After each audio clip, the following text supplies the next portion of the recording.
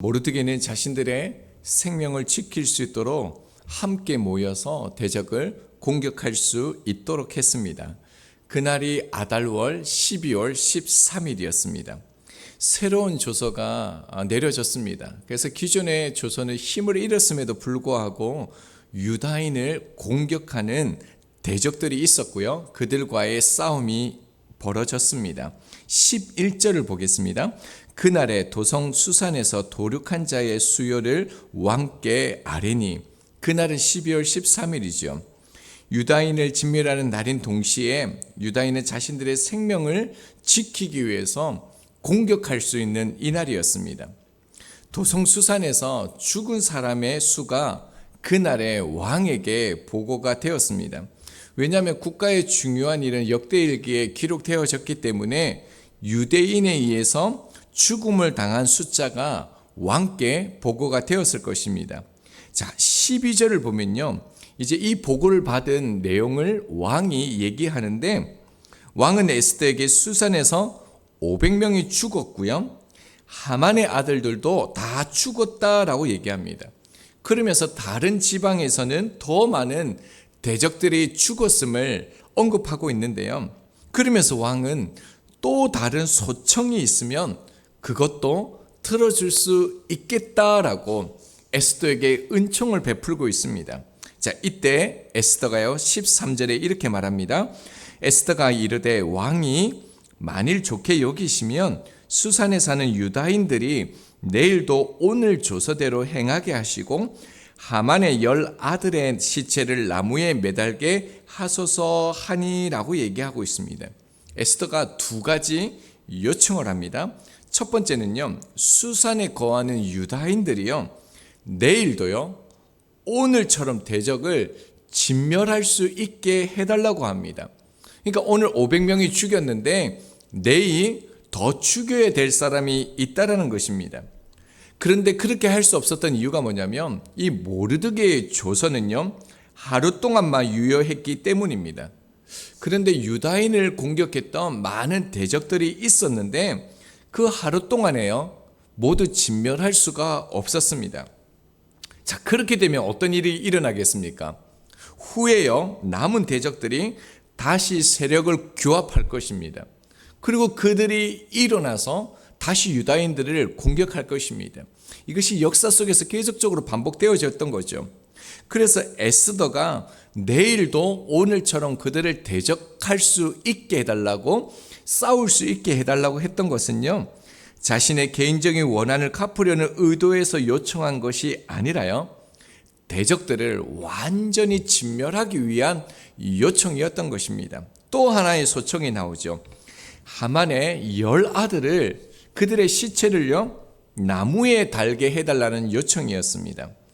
하만의 아들들도 나무에 매달물었어요. 유다인의 대적 아각 자손인 하만 일가가 완전히 진멸되었다는 것을 알리기 위함입니다. 자, 그리고 난 후에요, 14절을 한번 보면요, 에스더의 소청이 그대로 들어졌습니다. 도성 수산에 조서가 내려졌고요, 하만의 10 아들의 그 시체는요, 장대에 매달리게 되었습니다. 자, 그리고 그 다음에 일어났던 사건인데요, 15절입니다. 아달월 14일에도 수산에 있는 유다인이 모여 또 300명을 수산에서 도륙하되 그들의 재산에는 손을 대지 아니하였고라고 말합니다.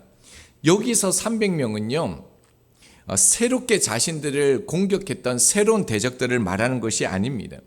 12월 13일 날 유다인들을 공격했던 그 대적들인데 미처 죽이지 못한 대적들이었을 것입니다. 왜냐하면 13일에 유다인을 공격하는 이들이 죽어나가는 것을 보았습니다. 심지어요, 왕의 새로운 조서가 내려졌습니다. 이것을 보고요, 새로운 대적들이 일어나는 것으로 보기에는 어렵습니다. 그러니까 이전에 공격을 하였지만 유다인이 미처 죽이지 못했던 그들을 완전히 진멸했다는 것을 보게 되어집니다. 16절입니다. 왕의 각 지방에 있는 다른 유다인들이 모여 스스로 생명을 보호하여 대적들에게서 벗어나며 자기들을 미워하는 자 7만 5천 명을 도륙하되 그들의 재산에는 손을 대지 아니하였더라. 수산성에서는요 500명이 도륙을 당했습니다. 그런데 각 지방 페르시아 전역에서는요 7만 5천 명이 죽임을 당했다라고 얘기합니다. 엄청난 숫자이죠. 그 당시에 이 유다인들이 70만 정도로 봤으니까 10분의 1 정도가 죽었으니까요. 엄청난 대적들이 일어났고 그들을 죽이려 했다는 것을 보게 되어집니다. 자, 그런데 특이한 점은요. 그들의 재산에는 손을 대지 않았다라고 얘기하고 있습니다. 이 표현이요. 9장에서 무려 3번이나 반복합니다.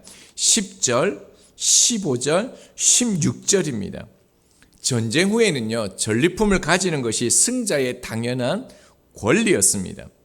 조서에도요, 분명히요, 이렇게 말합니다. 에스더 8장 11절, 그들을 치료하는 자들과 그들의 처자를 죽이고 도륙하고 진멸하고 그 재산을 탈취하게 하되라고 얘기했습니다. 분명히 그 재산을 탈취할 수 있는 정당성을 가지고 있었음에도 불구하고요. 재산에는 손을 대지 않았다라고 얘기합니다. 이것은요. 대적들을 진멸하는 것이 자신들의 이익이 목적이 아니었음을 보여주는 것입니다. 에스더서 4장 16절에 이렇게 말씀합니다.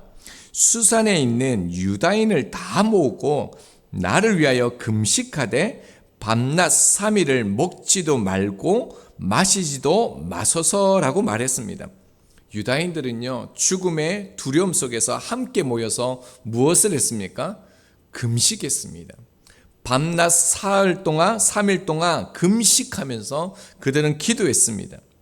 자, 그리고 난 후에 그들이 기도하고 난 후에요, 자신들의 생명을 지킬 수 있게 되었습니다. 응답을 받은 것이죠. 그리고 유다인들은 재물을 탈취하지 않음으로써요, 대적들과의 이 전쟁이 모든 것이 하나님으로부터 이 승리가 왔음을 믿었고요. 그뿐만 아니라 이것을 통해서 하나님의 영광을 위한 전쟁이 되게 하려던 것이었다는 겁니다. 이와 유사한 사건이 있는데요. 창세기 14장을 보면 가나안 북쪽과 남쪽에 전쟁이 일어나게 되어집니다. 북쪽이 이제 이기게 되어서 남쪽의 사람들과 재물을 약탈하는 사건이 일어나는데 이때 롯도 붙잡혀가게 되어집니다. 아브라함이 이 소식을 듣고요, 집에서 길리고 훈련된 자 318명을 데리고 그 전쟁에서 싸워서요 롯을 데리고 나오게 되어집니다. 놀라운 승리이죠. 모든 민족들에게 이 소식들이 전해졌습니다. 돌아오는 길에요, 살렘 왕 멜기세덱이 떡과 포도주를 가지고 와서요 아브라함에게 복을 빌어줍니다. 그러면서 전쟁에서 승리케 하신 하나님을 찬송할 것을 말합니다. 이때 아브라함은요, 이 전리품에서 얻은 것에서 10분의 1을 드리면서 뭐라고 얘기하냐면 자신에게 주어진 승리가 하나님으로부터 왔다라는 것을 말하게 되어집니다. 자, 그리고 돌아오는 길에요, 살렘 왕뿐만 아니라 한 사람이 더 아브라함을 영접했는데요, 그것은 소돔 왕이었습니다. 소돔 왕은요, 아브라함에게 소돔의 백성들을 제외한 모든 것을 다 가지라라고 얘기합니다. 소돔 왕은 하나님의 복을 빌어 주었던 멜기세덱과 달리요, 세상의 복을 아브라함에게 권면하고 있는 것입니다. 이 의미가 뭐냐면 이 제물로 당신의 삶을 지키라라고 말하고 있는 것입니다. 이 얘기를 듣고요, 아브라함이 이렇게 말합니다. 창세기 14장 23절, 내 말이 내가 아브라함으로 치부하게 하였다 할까 하여 내게 속한 것은 실한 오락이라 뜰매끈 한 가닥도 내가 가지지 아니하리라 라고 얘기합니다. 아브라함은요, 세상의 재물이 나를 지켜주는 것이 아니라 오직 하나님만이 나를 지키시고 보호하심을 드러내는 것입니다. 자, 유다인들도 동일합니다. 유다인들이요, 죽음 앞에서 다시 하나님을 선택하고 하나님께 돌아갔습니다. 그리고 이제 유다인에게 어떤 고백이 있는 것입니까? 대적들과의 전쟁이 재물에게 있는 것이 아니라 자신들의 생명을 지키기 위한 것이고요. 우리의 모든 것이 하나님께 속한 것이다. 그뿐만 아니라 우리는 하나님의 백성이라는 것을 이 싸움을 통해서 분명히 보여주고자 했던 것입니다. 그뿐만 아니라 한 가지 더 아마 이런 의미도 있었던 것 같습니다. 하나님께서 분명히요, 아말렉의 모든 사람들과 가축들까지도 모두 죽이라고 명령을 했는데 사울 왕은 어떻게 합니까? 그 재산들, 재물들을 보면서요, 탐심을 가지게 되어지죠. 아각 왕을 살려주고요, 좋은 것을 남겨줍니다. 이 불순종으로 인해서 사울 왕이 하나님으로부터 버림을 받게 되었을 것입니다. 모르드게는 당시 유다인들이 아말렉 대적들을 대적할 때요, 재물을 탈취하기에 급급했던 사울의 잘못을 반복하지 않도록 했을 것입니다. 자, 17절을 보겠습니다. 아달월 13일에 그 일을 행하였고 14일에 쉬며 그날에 잔치를 베풀어 즐겼고 대적들을 진멸한 날이요 12월 13일. 이들은요 지방에 있는 유다인들입니다. 그리고 그들은요 14일 날에 정신적으로 육체적으로 안식을 누리면서 잔치를 베풀면서 기뻐했던 날로 삼았다라고 얘기하고 있습니다. 그런데 18절을 보면요, 수산성에 있는 유다인들은 14일에도 그 대적하는 이들을 진멸했기 때문에 15일에 쉼을 얻으면서 잔치를 벌였다라고 얘기하고 있습니다. 자, 19절은요, 수산성 이외에 있는 유다인들이 12월 14일을 명절을 삼아서 지켰는데 이때 잔치를 베풀고 예물을 나누었음을 말하고 있습니다. 자, 이 명절이요, 불임절을 뜻하게 되었습니다. 말씀을 한번 적용해 볼 수 있도록 하겠습니다. 페르시아 전역에요 7만 5천 명, 그리고 수산성에 800명까지 해서 7만 5,800명이 죽었습니다. 그러니까 얼마나 고통과 비명의 소리가 가득했겠습니까? 더욱이요, 유다인들은 대적들의 처자식들까지 다 죽였습니다. 그런데 이해할 수 없는 것은요, 유다인들은 뭘 했습니까? 잔치를 벌였다는 겁니다. 기뻐했다는 겁니다. 이것을 어떻게 우리가 적용할 수 있을까요? 수많은 사람들을 죽이고 비명소리와 고통소리가 가득한데 유다인들은요, 기뻐 즐거워하며 잔치를 벌였던 것을 우리가 어떻게 적용할 수 있을까요?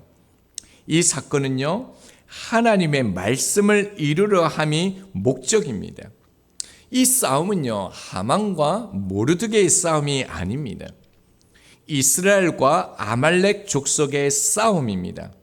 출애굽한 이스라엘 백성들이 홍해를 건너 하나님의 약속의 말씀을 듣고 가나안으로 나갈 때 이 구원의 백성이 되었죠. 그런데 구원의 역사는 이게 끝이 아니었습니다. 구원의 역사를 막고 대적하는요, 아말렉이 등장했습니다. 그래서 하나님은요, 신명기 25장 19절을 통해요, 아말렉 사람을 모조리 죽이고요, 온 세상에서 그들의 이름을 기억하는 자가 없게 하라라고 말씀하실 뿐만 아니라요, 이것을요 절대로 잊지 말라라고 그 백성들에게 말씀하셨습니다. 그러니까 이 사건은요, 아말렉 족속을 통해 마지막 날에 임할 하나님의 진노의 보편성을 우리 가운데 지금 말씀하고 있는 것입니다. 죄인들에게 임할, 하나님의 백성들을 대적하는 그들에게 임할 하나님의 심판, 하나님의 진노는요, 그 누구도 살아나갈 수 없다라는 것을 보여준다는 겁니다. 그러니까 이 사건을 단지 윤리적인 사건으로 보면 안 되고요, 하나님의 구속사의 사건이 어떻게 되어지는지를 우리 가운데 보여주는 것이죠. 그래서 이 관점으로 말씀을 보면요, 이렇게 해석할 수 있습니다.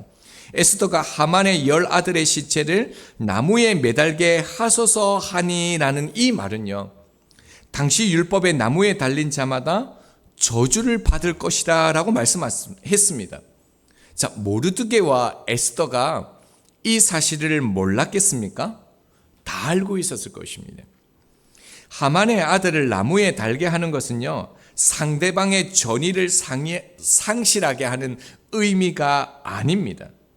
이 사건을 통해서 분명하게 그 대적들에게, 그 백성들에게 보여주는 것은요, 하나님의 구원을 막는 자들에게 하나님의 진노가 어떻게 나타나는지 그 백성들에게 보여주는 것입니다. 하나님을 대적하고 하나님의 구원을 대적하는 자는 이렇게 되어진다는 겁니다. 그것은요, 아이도 상관없고 여자도 상관없고 심지어 임산부라도 상관없이 하나님의 구원을 대적하는 자는 이렇게 되어진다는 것을 그 백성들에게 보여주는 사건이라는 거죠. 자, 그리고요, 에스더가 뭐라는 겁니까? 하루 더 연장해 달라고 해서 몇 명이 죽습니까? 300명이 죽었죠. 이것은요, 단지 그 대적들을 완전히 죽인다는 그 의미가 아니라요, 에스더는요, 뭘 기억하냐면 하나님의 말씀을 기억했습니다. 아말렉, 하나님을 대적하는 자들을 완전히 진멸하라고 했습니다. 살려두지 말아라고 했습니다. 내 주위에서 그 땅에서 완전히 진멸하라고 얘기했습니다. 그래서요, 에스더는요, 이 말씀을 지키기 위해서 다시 한 번 더 왕 앞에 위험을 무릅쓰고 나아가서 순종하고 있다는 것입니다. 자, 이 말씀 앞에서 우리가 어떤 자세를 가져야겠습니까? 우리들은 이 무서운 사건 속에서요, 하나님의 구원받은 백성이 이 하나님의 말씀 앞에 온전히 순종해야 된다는 것을 우리가 보게 되어집니다. 하나님의 백성은요, 내가 주권을 행사하는 것이 아니라 하나님의 그 주권에 순종하는 것입니다. 그러면 나는 아무것도 아닙니까? 생각도 없고 계획도 없습니까? 그렇지 않습니다. 오히려 하나님의 말씀에 순종하는 사람은 그 누구보다도요, 자유롭습니다. 그러기에 내 생각, 내 계획, 이게보다 순종이 먼저입니다.